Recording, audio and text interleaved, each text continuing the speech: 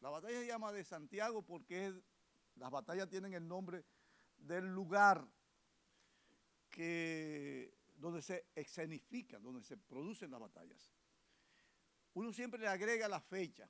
Por ejemplo, tenemos la batalla de Azua del 19 de marzo y uno le pone el apellido de la fecha porque pueden ocurrir otras batallas. En el caso de Azua, tenemos la batalla de Azua del 19 de marzo, pero vamos a tener otra batalla en Azua que fue el 5 y el 6 de abril de 1849.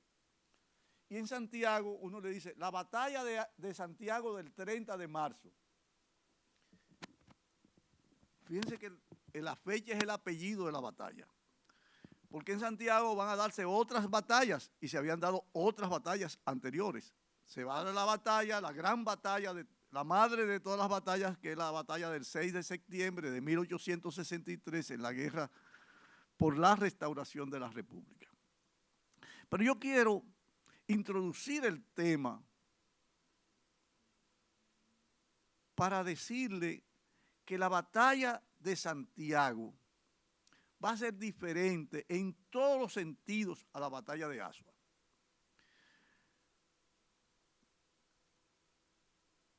Aquí la mayoría de ustedes conoce el proceso de la ocupación del territorio dominicano. El territorio de los dominicanos el 9 de febrero de 1822, que es la fecha que empieza la ocupación haitiana.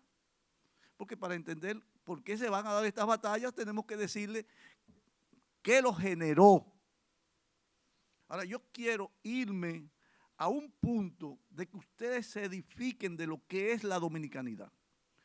Porque más que tirar tiros en una batalla o dar machetazos en una batalla, que es importante, es definir lo que nosotros fuimos a defender en Santiago o lo que hicimos para defendernos en Azua, después en Beler, en las Estrelletas, en todas las batallas.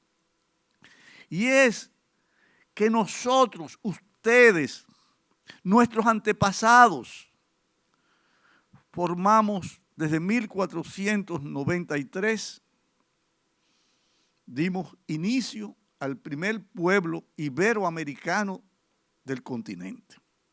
Es decir, cuando en 1493 llega Colón y funda la Isabela en la costa norte con 1.400 hombres, ahí que llegaron hombres solamente, ahí entonces hasta que llega Obando, Nicolás de Obando en 1502, no llegan mujeres.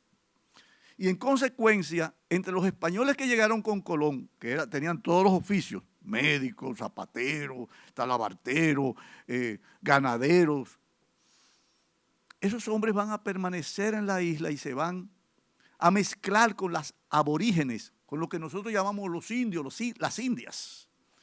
Y en 1502 llega Obando con algunas mujeres, algunas familias. Y no es hasta 1509 cuando llega doña María de Toledo con mujeres, que por eso se llama en Santo Domingo, frente a la fortaleza de Osama o fortaleza de Santo Domingo, se llama la calle de las damas. Y ahí empieza a andar el proceso de los criollos, los que nacen aquí, por eso se le dicen criollos. En todo ese proceso van a aparecer un tercer elemento que son los africanos, introducidos a la isla para hacer trabajo que no podían hacer los indios, los aborígenes, porque no tenían el hábito de trabajo duro, rudo, y que las enfermedades para las cuales su organismo no tenía defensa, provocó la extinción paulatina de estos o irse a las montañas. De modo que tenemos los tres troncos étnicos fundamentales. Indiscutiblemente que la nación dominicana es el primer pueblo de América que tiene conciencia de lo que es la nación, de que pertenecemos a este suelo y que nosotros todos debemos sentirnos profundamente orgullosos de las primacías que se generaron aquí y de que somos herederos. Desde aquí salió Hernán Cortés y conquistó a México. Desde aquí salió Núñez de Balboa y da la vuelta al mundo, descubre el Pacífico. Desde aquí salió Francisco de Pizarro y conquista el Perú y todas las naciones sudamericanas. Desde aquí salió Velázquez, Diego Velázquez, y conquista a Cuba. Y así sucesivamente, incluso desde aquí salió Ayllón, desde la costa norte, y funda las primeras colonias en Norteamérica. Lo que hoy es el territorio norteamericano, salieron de aquí a formar las primeras colonias. De modo que partiendo de eso, yo voy a avanzar para decirle que en 1606, 1605, 1606, se produce aquí una rebelión que se llama la rebelión de los criollos, Los criollos somos los que ya hemos nacido en la isla, que nos vamos desvinculando de España porque nos hemos fusionado étnicamente, racialmente. Los que nacieron en el África, pero ya tienen 2 o 3 generaciones aquí, y ya no son africanos, sino que ya somos de esta tierra. Y muy rápido nosotros vamos a tener el gentilicio de dominicanos. Y ese gentilicio, hay un documento escrito en 1631 que dice que los dominicanos y las dominicanas tienen una gran advocación mariana por la Virgen de la Altagracia. 1631 los curas de la orden de los dominicos le escriben a sus superiores en España diciéndole que esta gente tiene una gran advocación mariana por la Virgen de la Altagracia. Oh, los dominicanos, las familias dominicanas. Pero ¿por qué viene el gentilicio? El gentilicio viene por el nombre de la ciudad primada de América, el puerto de donde salen todos los conquistadores, donde salen los evangelizadores para América, para ensanchar los reinos de España desde Norteamérica hasta la Patagonia y todo el Caribe. Andando el tiempo, ese pueblo ya convertido en patria, ya convertido en dominicanos, por el nombre de la isla y por el nombre de la ciudad, va a emprender esfuerzos extraordinarios en la defensa del territorio y de la propiedad, de sus propiedades. Y derrotamos a los ingleses de Peña y Venable en 1661. Y vamos a derrotar el 21 de enero de 1691 a los franceses que ya estaban en el oeste de nuestra isla. De nuestra isla porque la isla entera fue española. En consecuencia, la isla entera fue de nosotros. Y en esa isla entera, Nicolás de Obando fundó ciudades, dio blasones o escudos.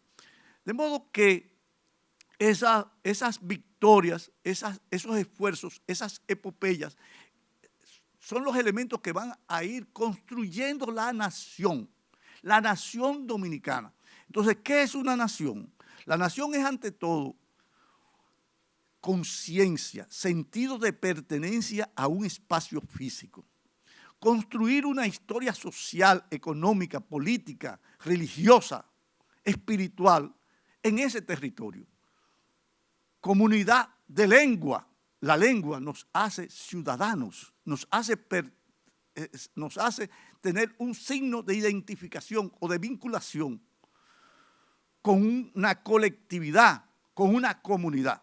Y esa comunidad, andando el tiempo, se va a constituir en lo que en 1808 vamos a demostrar de nuevo en Palo Hincado, en una victoria frente a las tropas francesas que ocupaban nuestro territorio, a raíz de lo que se llama el Tratado de Basilea, en que España le cedió a Francia todo el territorio, nuestro territorio. Y Francia nos ocupa hasta 1808, hasta que el brigadier Juan Sánchez Ramírez los vence en Palo Hincado. Termina la era de Francia y empieza lo que se llama la España boba. Ustedes han oído lo de España boba, ¿verdad? ¿Quién ha oído lo de la España boba? O sea, la España boba es la época en que ya las naciones latinoamericanas están proclamando sus independencias y regresamos a España. Francia abandona la isla y empieza de nuevo el gobierno de España, pero a distancia. Es una época de mucha pobreza. Y va a concluir esa época el 1 de diciembre de 1821, cuando José Núñez de Cáceres proclama la independencia. Nos independizamos el 1 de diciembre de 1821 de España.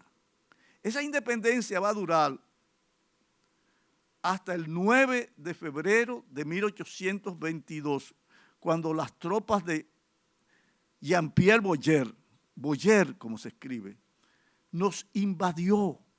Y en una ceremonia importantísima que ocurrió en lo que hoy es el Parque Colón, que se llamaba Plaza de Armas, como el Parque Marcos Cabral, fue nuestra Plaza de Armas, porque al frente estaba el, vamos a decir, regimiento militar, y esa era la Plaza de Armas. Allá en el Parque Colón, entonces Núñez de Cáceres le entregó las llaves. La ciudad colonial de entonces estaba rodeada por la muralla entera. Y habían 3 puertas por las cuales se entraban y tenían llaves. Y esas 3 llaves, Núñez de Cáceres se las entregó a Boyer. Ahora, a ese escenario concurrieron los padres de esos muchachos, de los muchachitos de entonces, de 6, 7, 8, 9, 10 años, con sus muchachos.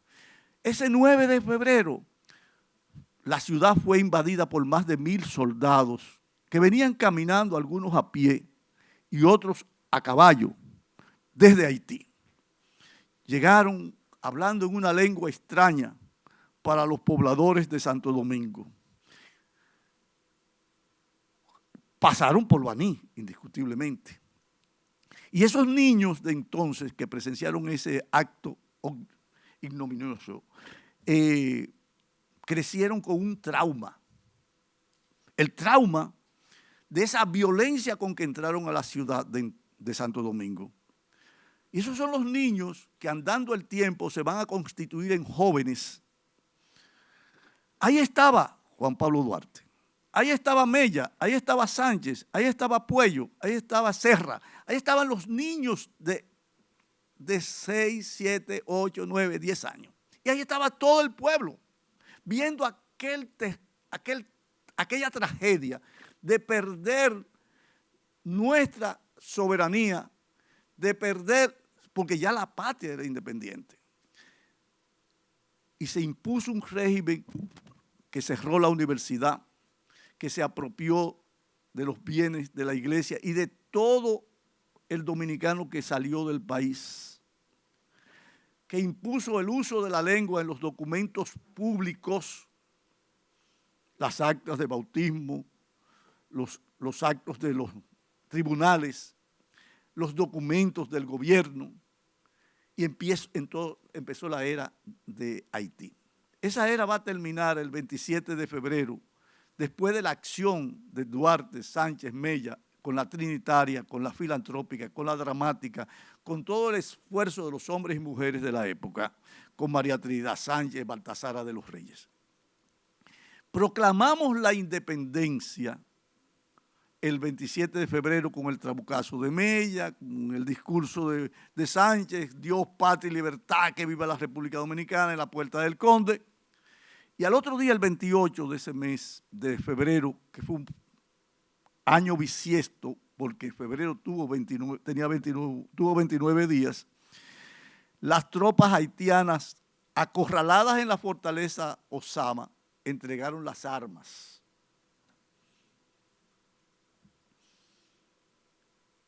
Se embarcaron para Haití y llevaron la noticia a Haití de que nos habíamos independizado. Entonces el presidente Charles Herald decidió invadir nuestro territorio. Decidió invadir nuestro territorio y lo va a hacer por 3 caminos. El camino de los lagos, que se llama el camino de Jimaní, que se dice el camino de los lagos porque pasa por el lago Enriquillo, Neiva, y se va a dar la Fuente de Rodeo y se va a dar la batalla de Azua. El Charles Herald nos invade, otra división militar nos invade por Elías Piña, que es el centro, las matas de Farfán, San Juan, y concluye en Azua, donde se da la batalla del 19 de marzo, porque no podemos hablar de Santiago sin hablar de Azua. Es importantísimo la victoria de las armas criollas, las armas dominicanas en Azua, porque nos va a dar confianza. Y porque además yo tengo que hablar de eso, porque ahí las milicias y la caballería banileja va a jugar un papel de primer orden. Somos los banilejos fundamentalmente los que proclamamos la independencia en Azua, somos los banilejos los que proclamamos la independencia en San Juan, somos los banilejos que ponemos las guerrillas para impedir que el ejército haitiano marche en masa, porque si no se ponían las guerrillas banilejas de Luis Álvarez, de Chalas, de Lucas Díaz, era imposible derrotarlo en Azua. O sea, nosotros provocamos, contribuimos, tanto en guerrillamiento antes de llegar a Azua, como en el propio territorio azuano, nosotros contribuimos, los banilejos, de manera determinante a la victoria en Azua. Ahora bien, por el norte, Pierrot, que era jefe del norte haitiano, que va a entrar por Dajabón, va a avanzar en masa, porque ellos tenían la ventaja numérica, eran más que nosotros. La demografía haitiana siempre, hasta que nosotros con los hospitales, con el avance tecnológico del país, lo alcanzamos. Pero los haitianos siempre fueron mucho más que nosotros. Ellos tenían 700,000 habitantes para 1844 y nosotros apenas teníamos 140 o 150,000. De modo que cuando ellos tenían un ejército de 30,000, nosotros probablemente podíamos llegar a 5 o 6,000 soldados y combatientes entre el norte y el sur.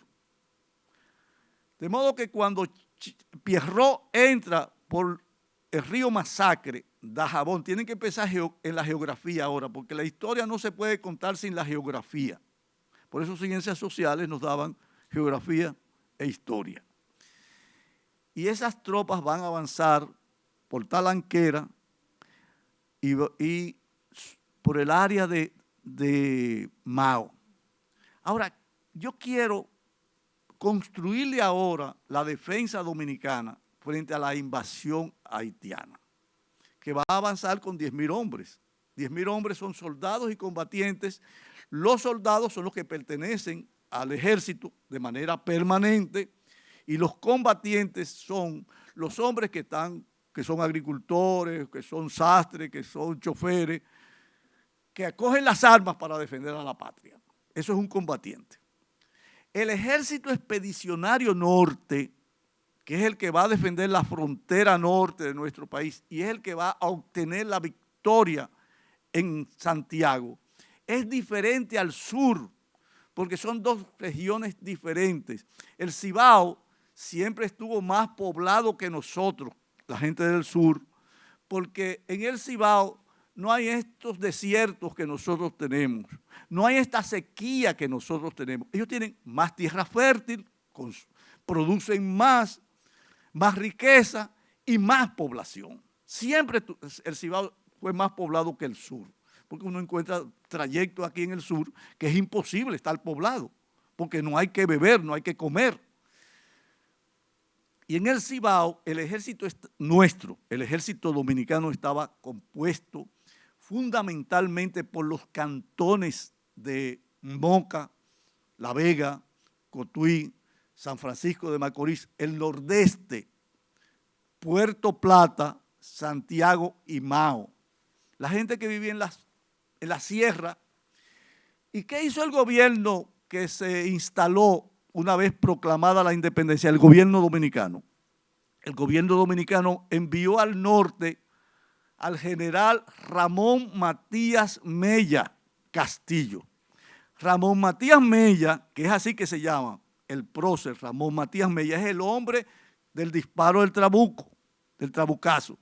Pero Ramón Matías Mella tenía un gran liderazgo en el Cibao, porque entre 1842 y 1843, él, que tenía a un tío, Banilejo, que se había mudado a San Francisco de Macorís, Manuel María Castillo, hermano de su madre, era un gran comerciante, un hombre de bienes, de muchos recursos. Y ese prestigio de su tío lo utilizó Ramón Matías Mella para promover entre los cantones militares del Cibao las ideas de separatismo o las ideas independentistas enarboladas por el líder, porque aquí hay un líder político y un líder patriótico que se llama Juan Pablo Duarte, el fundador de la República, el que dijo en el 1838, el 16 de julio de 1838, que se formaría la República Dominicana. Con los dominicanos, con el territorio de los dominicanos se formaría la República. Ya le expliqué lo que es la patria, le expliqué lo que es la nación. Ahora estamos hablando de la República, que es lo que vamos a defender a partir del 27 de febrero. Pero esa República fue promovida, organizada, planeada en la cabeza muy bien amueblada de Juan Pablo Duarte, que era un líder, pero era un líder porque su conducta personal, su conducta social, pública y privada, su integridad, su honradez, su inteligencia, era reconocida por los demás. Hay una palabra muy fina que se llama alteridad, que es cuando le reconocen a uno que lo que usted dice, usted lo cumple. Y Duarte construyó su liderazgo en base al prestigio que se ganó entre los jóvenes de su época y los adultos, y los más adultos que él, y sus ideas fueron seguidas. De modo que Mella, en el Cibao, previo al 27 de febrero, va a fomentar las ideas duartistas, las ideas de la independencia entre los hombres que formaban parte de la Guardia Nacional Haitiana, porque todo entre 1822 y 1844 dependían de la República de Haití. Todos los actos, el ejército, la Guardia Nacional Haitiana, eran de haitianos, o sea, la Guardia Nacional era haitiana, el ejército era haitiano, pero ya estaba compuesto para 1843, 1844 por más del 90% de dominicanos. Y entre esos dominicanos del Cibao, Mella entonces empezó a promover las ideas de separación, las ideas de independencia, de modo que cuando se proclama la República, cuando se proclama la independencia el 27 de febrero, a quien envían para el Cibao, por el liderazgo que tiene, es a Ramón Matías Mella, como jefe político y como jefe militar del Cibao. Y como tal, con ese liderazgo, con ese reconocimiento que le tenían los hombres de armas y la sociedad en sentido general, Mella va a dirigir la defensa del Cibao. Porque nosotros, como los haitianos tienen información que nos hemos independizado, nosotros también tenemos información de que ellos han decidido declararnos la guerra. Ellos nos declararon la guerra el 10 de marzo. Y nosotros llamamos el mismo 10 de marzo a todos los hombres de 16 a 60 años a empuñar las armas. Así se construyó el ejército, porque hay que decir que no solamente eran los que estaban en el ejército haitiano, pero de este lado, que eran dominicanos, sino a todos los hombres que pudieran empuñar un machete o un fusil, una escopeta o una lanza. A eso, ese llamado general fue hecho por la Junta, por el gobierno dominicano el 10 de marzo de 1844. Y por eso se va a dar la fuente de rodeo, lo que se llama el primer bautismo de fuego, y se van a dar las batallas subsiguientes, las Icoteas, la cabeza de las Marías, y vamos a llegar a Asua. Pero ¿por qué tenemos que atajarlo en Asua? Porque en Asua estamos todavía lejos de Santo Domingo, pero también estamos lejos de Haití. Y lo que tenemos que arrastrar muy lejos de Haití a ellos, porque en el camino no había agua y no había comida. Y ustedes tienen que imaginarse que no había camiones ni carretera, que era a caballo y a pie, que marchaba esa masa de soldados y de combatientes haitianos, que por el Elías Piña entraron 10,000, por Jimaní entraron 10,000 y por el norte entraron 10,000. Aquello era increíble. ¿Qué hizo Mella, que es el gran estratega de la defensa de Santiago? Mella hace así y pone a Francisco Antonio Salcedo, al general Francisco Antonio Salcedo, por la zona de Mao, con 500 hombres. 500 contra 10,000. ¿Qué van a hacer estos hombres? Dispararle a la vanguardia, a los que van adelante del ejército haitiano, porque esa es una táctica para impedir que sigan avanzando en masa. Y Francisco Antonio Salcedo hace una labor extraordinaria. Cumple el rol de hacer que las tropas haitianas marchen más lentamente y de manera desorganizada.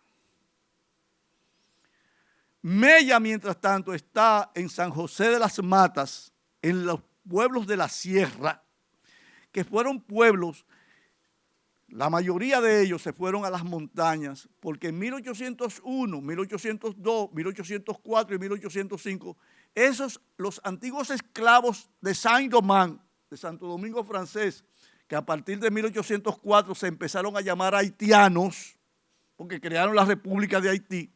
Entonces, con esas matanzas, con el degüello de Moca y quemar a Santiago, esa gente se fueron a la sierra, a Sabana Iglesia, a San José de las Matas. Y ahí fue Mella a procurar, eso se llama militarmente, agrupamiento. Agrupar tropas, recolectar tropas que van a jugar un papel no en la batalla, porque le voy a explicar qué va a hacer esa tropa, porque se precipitó la invasión haitiana. Y se precipitó porque en el norte el territorio tiene menos obstáculos geográficos, tiene menos montaña, es más fértil y las tropas haitianas pudieron avanzar más rápido que en el sur. Pero Francisco Antonio Salcedo, que lo tengo con 500 hombres en Mao, va haciendo lo que se llama una retirada organizada y va induciendo a las tropas haitianas a perseguirlo por donde él quiere que lo persigan. Porque la tarea de Francisco Antonio Salcedo es introducirlo en Santiago por el lugar que él sabe que estamos más fortificados, por el lugar que sabe donde tenemos las sorpresas, porque en términos militares hay sorpresas, que son los cañones. Y entonces Francisco Antonio Salcedo los seduce a entrar por el yaque, Hato del Yaque, y subir por la fortaleza San Luis, que es muy empinada. Y es donde la leyenda dice que Juana Saltitopa le echaba agua a los cañones. Porque ahí tenemos una combatiente que es importante que ustedes sepan que es Juana Saltitopa. Pero Juana Saltitopa está sacando agua de unos aljibes, porque hay que tener sentido común, porque ella no podía bajar al yaque, porque pues, si bajaba al yaque en 2 viajes, se moría, se cansaba. Y entonces Francisco Antonio Salcedo hace esa operación formidable, Ahora, ¿qué está ocurriendo en Santiago? En Santiago está ocurriendo que Mella ha nombrado a un general de origen francés que se llamó José María Imbert, que la historia, porque la historia también es un problema de clase, ha erigido en el gran héroe de la batalla de Santiago. Ahí está Achille Michel, ahí está José María López, cañonero, y está entonces algo formidable que se llama la carga de los andulleros, de Fernando Valerio. Andulleros. Qué maravilla lo que está ocurriendo en Santiago. Qué tragedia está ocurriendo en Santiago. O sea, hemos dividido las defensas de Santiago con tres fuertes. El fuerte Dios, patria y libertad. En esos tres fuertes nosotros teníamos cañones. Y ese es un factor que los haitianos no contemplaban. Los haitianos marchaban como imponían lo que se llama el factor numérico. Como eran muchos, daban filas cerradas de combatientes. Marchaban en filas cerradas. Querían imponer, querían arrollarnos con el número superior, la mayor cantidad que tienen, la superioridad numérica que tienen, la superioridad en armas que tienen contra nosotros. Pero nosotros teníamos un arma invencible. Y era el patriotismo. Y era defender el territorio que nos pertenece a nosotros. Era defender la cultura, era defender la identidad, era defender la idiosincrasia. Y ese patriotismo en Santiago fue invencible. ¡Que viva la República Dominicana!